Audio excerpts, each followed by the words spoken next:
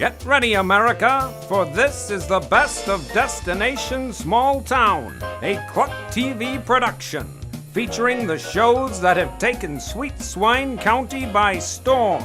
The reality hit, The Real Housewives of Sweet Swine County, Sweet Swine's favorite music show, Backstage at the Commune, the tastefully done cooking segment, Cooking It Up with Betty, the always zany soap opera, As the Corn Grows, and of course, the wildly popular talk shows that share what's happening inside and outside Sweet Swine County.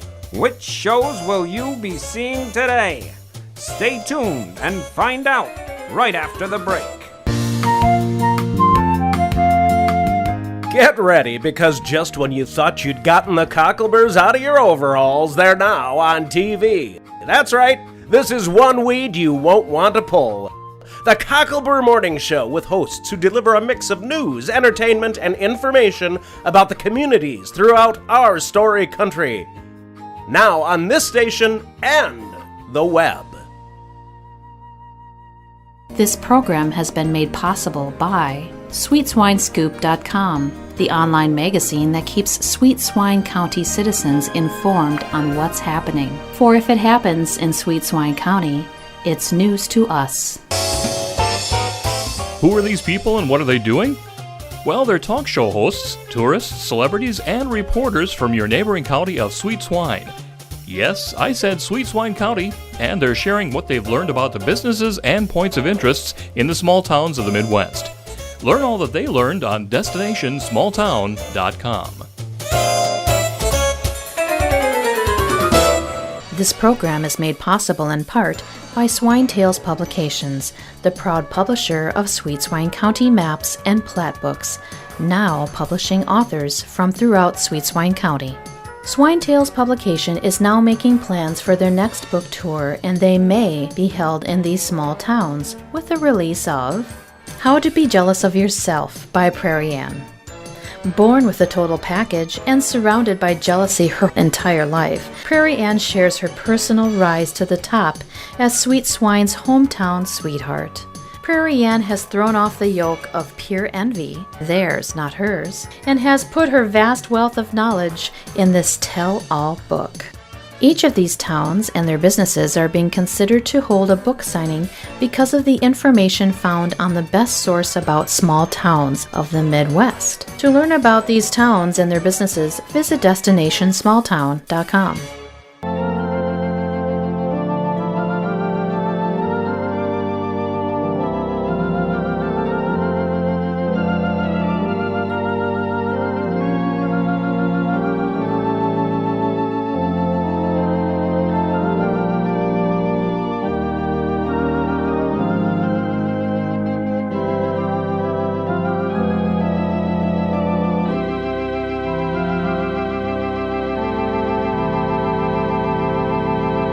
Welcome back to another exciting episode of As the Corn Grows! Today we join Officer Gabriel, Sweet Swine County's new police chief, as he interrogates Sergio Ferlione about the disappearance of Katie Olson, a.k.a. Selma Schwartz.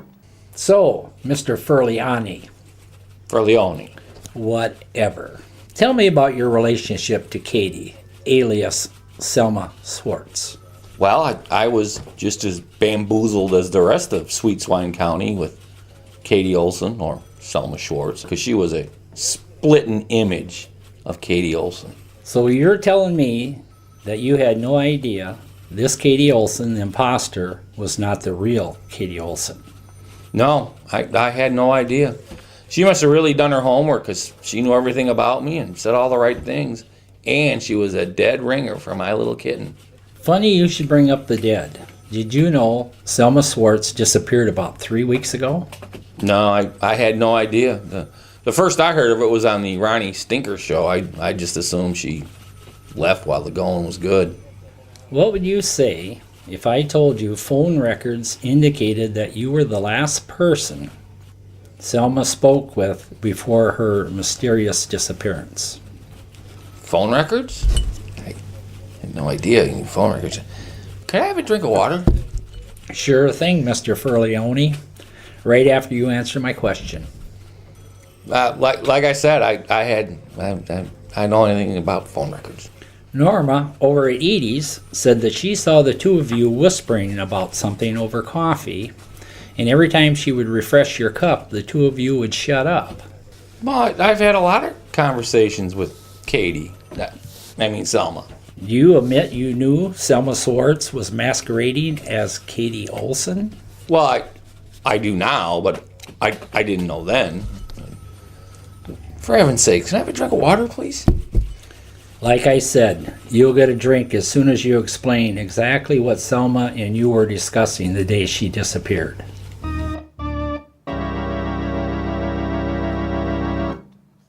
No, Donald, you don't understand. You gotta quit making these bets. Yes. No, send some more cigars. They're great. Yeah, we'll talk soon. Yeah, we'll see you. Bye. Mr. Olson, Ronnie P. Silage is here to see you. Oh, thanks, Wilma. Send him right in. Well, it's about time you could work me into your busy schedule. Now, what are these rumors I've been hearing about you canceling my show? Ronnie, just calm down. Calm down! The Ronnie Stinger show was an instant hit. It was an instant hit. In fact, Wilma told me that the entire switchboard lit up the minute after the show was over. Well, yeah, they did. Every lawyer in the county called. Lawyers? Yeah, let's see. We got Sergio's lawyer, Daisy May's lawyer, Garrett Dawson's lawyer, Lawyer Ed's lawyer. Yeah, it was Lawyer Ed's lawyer. They all called. It's going to cost me 6 figures to get this thing taken care of. 6 figures? Yeah, so Mr. Stinger, let me ask you this. Who did your fact-finding for you? Well, I did most of it. So, how did you find out that the girl we knew as Katie Olson was really Selma Swartz? Nosy Norma. And how did Nosy Norma find out? Well, evidently she heard Mrs. Swanson and Agent Gabriel talking about it. Oh, she did she? And I suppose it was Nosy Norma that told you that the real Katie Olson is actually Aunt Ella's daughter. It was good information, because years ago, Nosy Norma used to transcribe Aunt Ella's medical transcripts for Dr. Cornell. Oh, and so you thought it would be real smart to share private, confidential patient information with the world? Well, we had to use something big to kick off the show. Well, Ronnie, my lawyers tell me that I think we're going to be able to get everybody to settle on this deal. Oh, well, that's a relief. Well, yeah. Everybody will drop their lawsuits. All we got to do, you issue a public apology, and I cancel your show. Cancel the show? You can't do that. Well, no, I can do that. And I just did. Well, we'll see about that. Because I've got a contract and Lawyer Ed says it's ironclad. I mean, whether there's a show or not, you're paying me $500 a week. No, I don't. Read the fine print, Silage. Why did you want to see me anyway?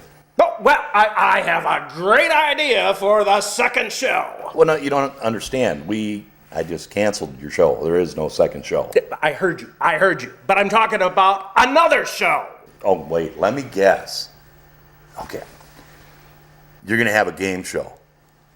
How did you know? Are you psychic? No, Earl told me he had some harebrained idea about a game show. Yeah, Earl. Well, I'll talk to him. I told Earl that information in all confidence, and there he goes, blabbing around. Listen, Ronnie, what makes you think I'd even consider giving you another show when the first one's costing me thousands of dollars to get out of, and 2 longtime sponsors? Well, maybe Earl didn't explain it right. Well, he said there was something about a tour bus and a beautiful assistant and 3 contestants, and it's called what? Wheel of Travel? Oh, yeah, and there's more. There's much more. Now just hear me out. We're done.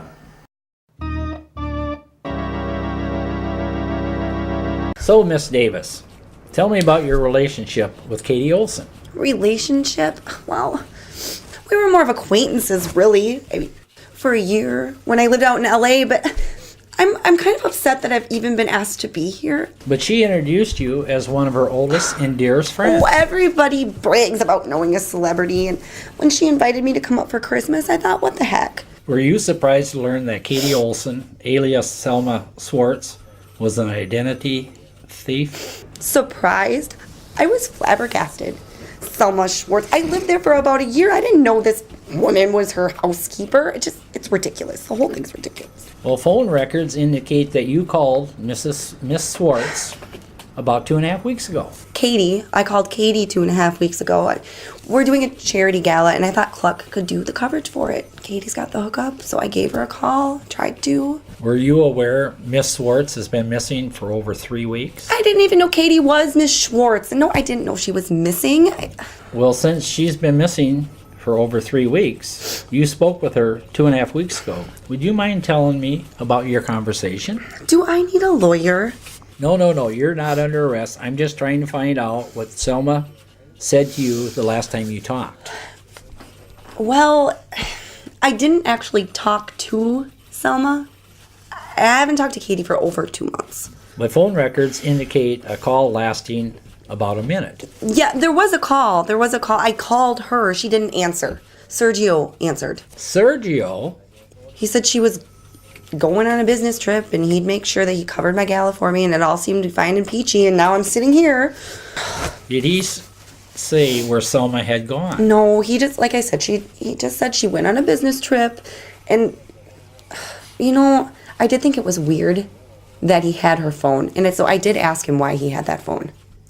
And what did he say? He said that she wouldn't need it where she was going. Well, I think Officer Gabriel will have to get Sergio back under the lights. And poor Miss Cassidy another box of tissues. I guess we'll find out after the break. This program has been made possible by Purdue University, Sweet Swine County's Institute of Higher Learning, with 3 classroom trailers that can accommodate up to 9 students each. To learn more, visit sweetswinescoop.com. Lola Leftover here, filing my latest report of what's cooking. I and my fellow reporters have discovered incredible main courses, entrees, appetizers, and daily specials in small towns of the Midwest. Now you can learn what we've learned on clucktv.com. I found them so delicious, I was the only leftover. Lola Leftover. This program is made possible in part by Swine Tales Publications, the proud publisher of Sweet Swine County maps and plat books, now publishing authors from throughout Sweet Swine County.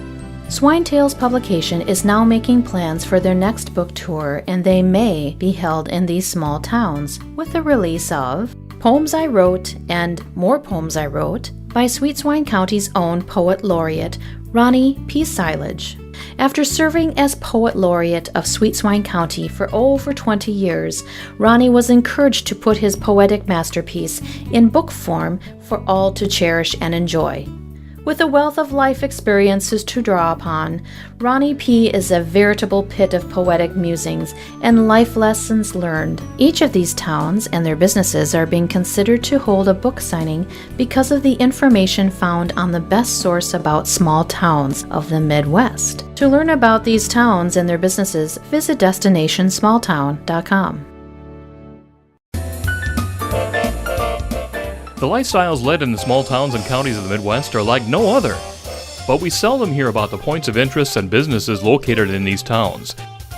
Well, there's one TV station that's made it their mission to make sure the stories of the small towns of the Midwest are told, Cluck TV. That's right, Cluck TV, located in the neighboring county of Sweet Swine. See all the towns that are covered on KLUKTV.com. Welcome back to As the Corn Grows. Now, we join Elmer as he meets with Cousin John to discuss a little business proposition he has in mind. I'm not going to sit still for any more of these shenanigans. John, the illegal bird trader Olson. Hey, keep your voice down, Plow. I'm supposed to be chief of security around here, and you got me shoveling chicken shit and mopping floors, and I've had it. Comes with the job. If you don't like it, take it up with HR. I don't think I'm taking it up with HR, but I can tell you who I'd like to take it up with, and that would be the South American authorities. Yeah, you see, they're still looking for the ringleader of the great bird cartel. And I got a feeling your ex-partner might be interested to know where you are. Maybe I'll just pick up the phone here and give him a call. Hey, last time I checked, blackmail's illegal in this country. Blackmail? Are you nuts? Hey, we had a deal. You got your job back. Oh, some job. Listen, plans have changed. I'm going into business for myself, and you are going to be my silent partner. Why in the blue blazes would I want to do that? 2 good reasons. Prison and death. Listen, I imported those birds 30 years ago. Hell, nobody remembers that anymore. They've forgotten all about me. Do you really know where that bird came from? You know, that real special bird? 'Cause I do. South American dictator's favorite pet, Pepe. And there just happens to be a reward for some information. What kind of money are you talking? I don't know, about 75 grand ought to get me set up to start. $75,000? Are you nuts? What kind of business are you starting? I'm calling it plowing through life. What? You're going to sell farm implements? No, not farm implements. Life coach. Like Tommy Robbins. Oh, I get it. Since your life is so perfect, you're going to advise everybody else how to follow suit with you? Come on. Hey, cut the sarcasm, Cousin John. We got a deal or what?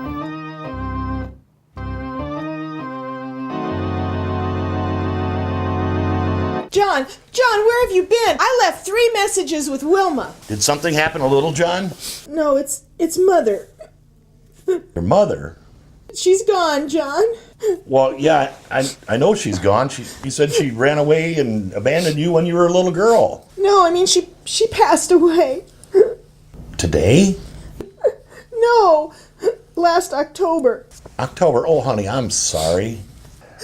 I don't know why I'm crying. I barely knew the woman. Well, hey, nobody wants to lose a parent. How did you find out? Lawyer Ed called me. He got a phone call from some law firm in Alabama. Alabama? Yeah, it said that they called him about my mother's will. Her will? Yes, they wanted to confirm that I signed my inheritance over to my half-sister. Oh, whoa, wait a second. Are you sure this is on the up and up? I didn't even know you had a half-sister. Neither did I. Lawyer Ed said that Mother married well, and that she had a daughter named Annie with her 3rd husband, a guy named Ed Hannigan. Ed Hannigan? The oil magnate Ed Hannigan? Lawyer Ed said something about oil and being wealthy. He said that he died about 10 years ago and left the bulk of his estate to Mother.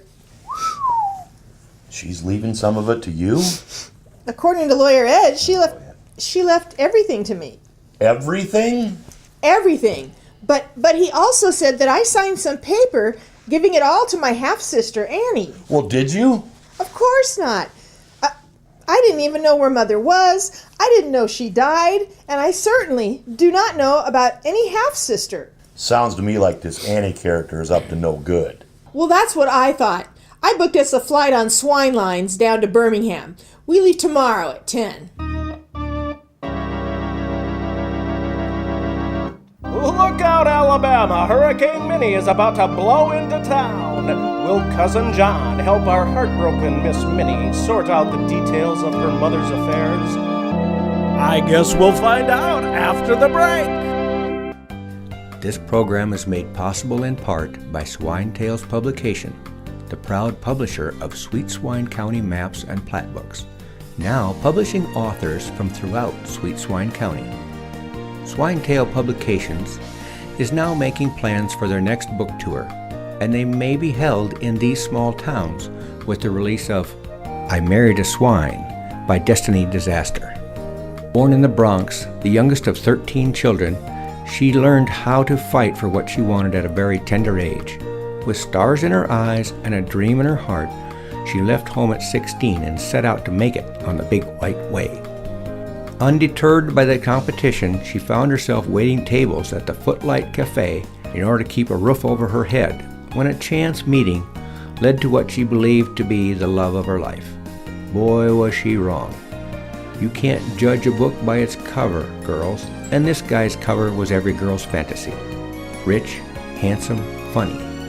That is, until she married the guy. What happened next? Well, you'll just have to buy the book. It's worth every penny in life lessons learned. She got out with her life, and next time she'll have her eyes wide open to what lies beneath. Each of these towns are being considered for a book signing because of the information found on the best source about small towns of the Midwest. To learn about these towns, visit destinationsmalltown.com. This program has been made possible by the Swine Song Commune, where musicians, artists, and hippie types live together and share their passions. To learn more, visit the online magazine at sweetswinescoop.com. Welcome back to As the Corn Grows. Now, we join Lawyer Ed as he meets with his long-lost granddaughter, Daisy May, regarding Aunt Ella's farm. Okay, right, thank you, yeah.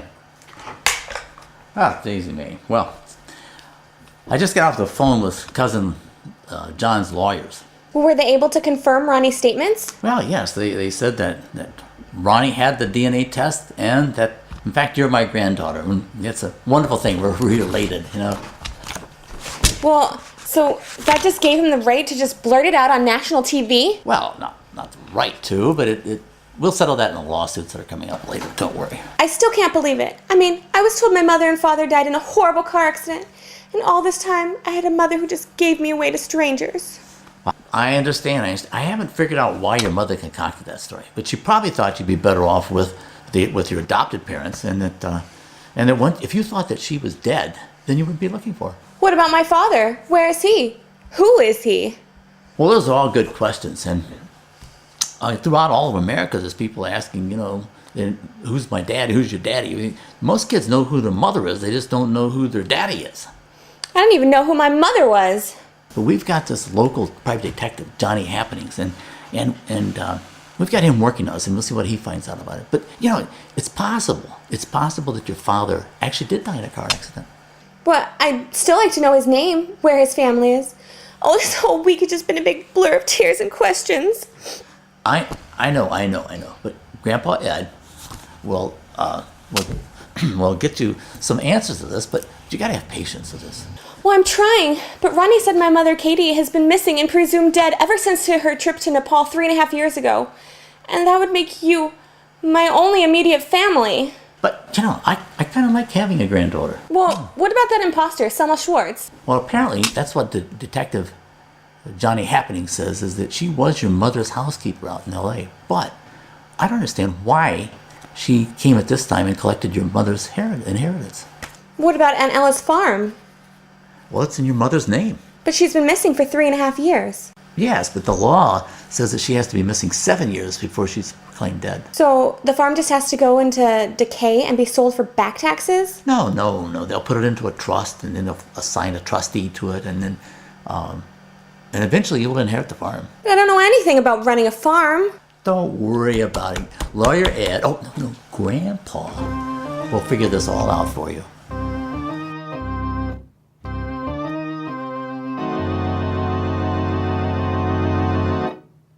Listen, Selma, enough is enough. I know I agreed to play along, but I'm in hot water here. They think you're dead, and I'm the one who killed you. You don't understand. I need proof of life, or they're going to string me up.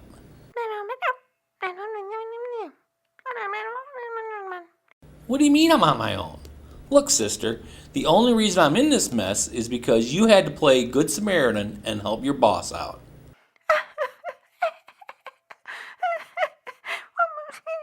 Stop crying, please. You know I didn't mean that.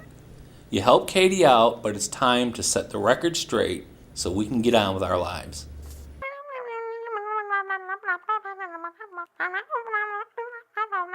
Look, you get Katie on the phone and plead my case. Either you have to come back to Sweet Swine County and prove that I didn't kill you, or you're going to have to get Katie to come here herself.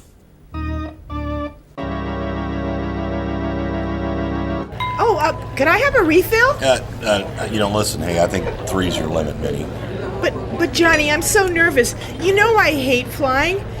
And when we land, we're going to have to talk to a bunch of fancy lawyers. Hey, all the more reason to keep your wits about you. And besides, we don't need you getting, airsick and throwing up all over them. Oh, I guess you're right.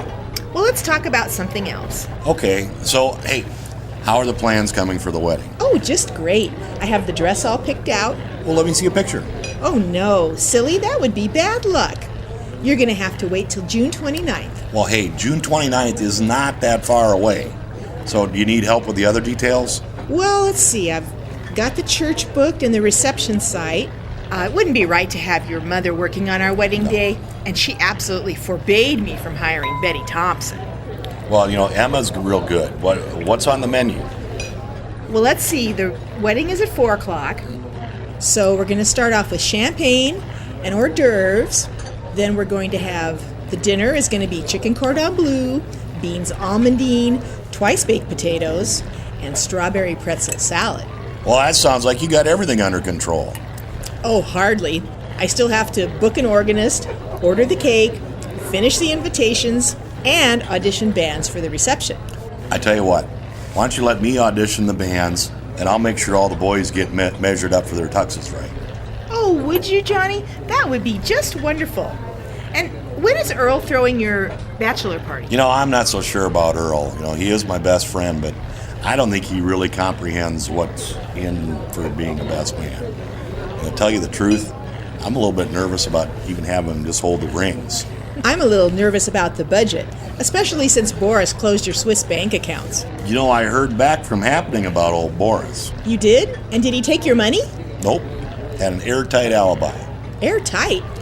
Yeah, it seems that my little triplet brother, who knew, he's some kind of a ecology engineer. He's holed up in some biosphere thing for the last 6 months, working on some prototype dome city somewhere up in Siberia. But the Swiss banker said that the man looked just like you and had an accent. I was convinced it had to be Boris and Natasha, but it wasn't. So that only leaves one person, Daniel. Daniel? Daniel couldn't do that. He was at your bedside, praying that you would come out of your coma. Now, was he? Think back. Well, I was pretty upset, and I couldn't watch his every move, but he wouldn't steal from you while you were laying helpless in a coma. Well, I'd like to think not, but I got a happening checking into his passport records. If he left the country, it should be documented. And I tell you what, if I find out that he took my money, he's gonna wish he never got Bowman. Daniel. Oh, he wouldn't. He couldn't. Attention passengers, Swine Line's Flight 123 has started its descent. Will Miss Minnie's meeting with the Birmingham lawyers resolve the twosome's financial woes? Or will Cousin John have to hunt down Brother Daniel to get his fortune back? Find out next time on As the Code Grows!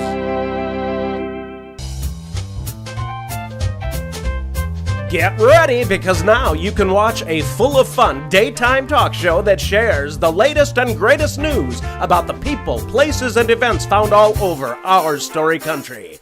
The Women of Sweet Swine County, hosted by 3 sassy ladies that tell small-town stories with big-town attitude. Now, on this station and the web. Get ready for a website like no other. A website where you will find stories done by reporters, tourists, and celebrities from Sweet Swine County. Yes, I said Sweet Swine County. With nothing happening in their county, they decided to do some stories about the businesses and points of interest located in their neighboring towns and counties. Take a unique look at life inside the small towns of the Midwest by visiting DestinationSmallTown.com. This program has been made possible by The Daily Boar. This sometimes daily newspaper reports the news the residents of Sweet Swine County want to know. Also now featured online at sweetswinescoop.com.